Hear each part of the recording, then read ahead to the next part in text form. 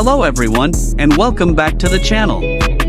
Today, we're going to take a journey through the history of one of the most legendary names in Japanese automotive culture, the Nissan Skyline. The Skyline is more than just a car. It's a story of racing heritage, Japanese engineering, innovation, and pop culture. From its beginnings as a modest sedan in the 1950s, to its transformation into a motorsport beast nicknamed Godzilla, and finally to becoming a dream car for enthusiasts around the world, the Skyline has left a permanent mark on car history. So, buckle up, because in the next 15 minutes we'll explore each chapter of the Skyline story, from its early days to its most famous models, along with some fun facts you might not know.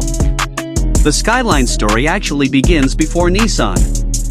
In 1957, the Prince Motor Company introduced the very first Skyline, known as the ALSI-1. At that time, it wasn't a sports car at all. It was a four-door luxury sedan aimed at competing with European cars of the era. Prince built a reputation for quality, and the Skyline stood out for its elegant design. But the company had bigger ambitions. Prince wanted to compete in motorsports, and they began experimenting with more powerful versions of the Skyline. By 1966, Prince merged with Nissan, and this would change the course of the Skyline forever.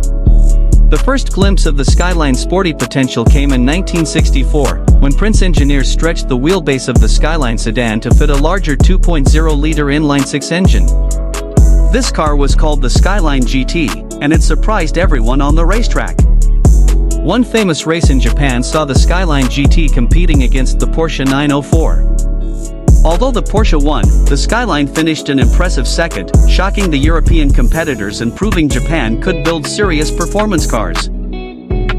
This was the moment the Skyline went from being a luxury sedan to a performance-oriented machine. And it set the stage for the most famous versions to come. In 1969, Nissan launched the car that truly started the legend, the Skyline 2000 GTR, also known by its chassis code PGC-10. Enthusiasts lovingly call it the Hakosuka, which is a mix of Hako meaning boxy, and Suka, short for Skyline.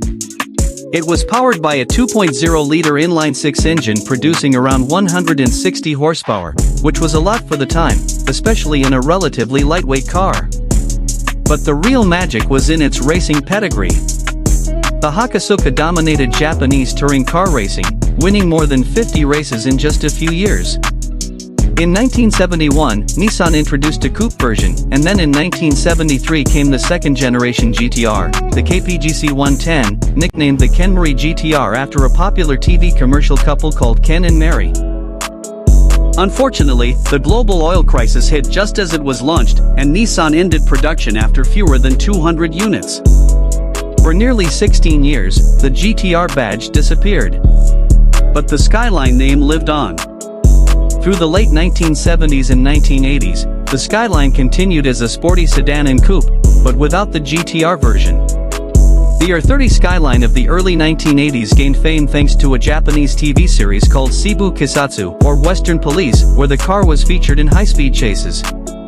By 1985, the R31 Skyline GTSR was released, featuring a turbocharged engine producing around 210 horsepower.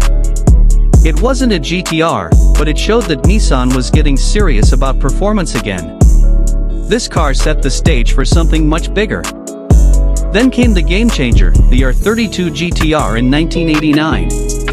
This was the car that brought the GTR badge back after 16 years, and it became a legend almost overnight. The R32 was powered by the RB26D TT, a 2.6-liter twin-turbo inline-six producing the gentleman's agreement number of 280 horsepower, though in reality, it made more. It featured Nissan's advanced Atessa ATS all-wheel drive system and the Super Hikas four-wheel steering system, giving it incredible grip and agility. On the track, the R32 was unstoppable.